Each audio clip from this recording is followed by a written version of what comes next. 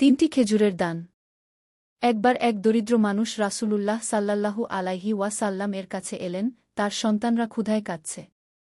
রাসূলুল্লাহ সাল্লাল্লাহু আলাইহি ওয়াসাল্লাম তার কাছে 3টি খেজুর দিলেন। লোকটি বাড়ি গিয়ে একটি করে খেজুর তার 2 সন্তানকে দিলেন। বাকি একটি নিজে খাওয়ার জন্য মুখে তুলতে যাচ্ছিলেন, কিন্তু তার স্ত্রী বললেন, এটি আমাকেও দাও। লোকটি বিনা দ্বিধায় খেজুরটি তার স্ত্রীর হাতে দিলেন। এ ঘটনা শুনে রাসূলুল্লাহ সাল্লাল্লাহু আলাইহি ওয়াসাল্লাম বললেন, যে তার সন্তান ও পরিবারের প্রতি দয়া করে, আল্লাহ তায়ালা তার প্রতি দয়া করেন।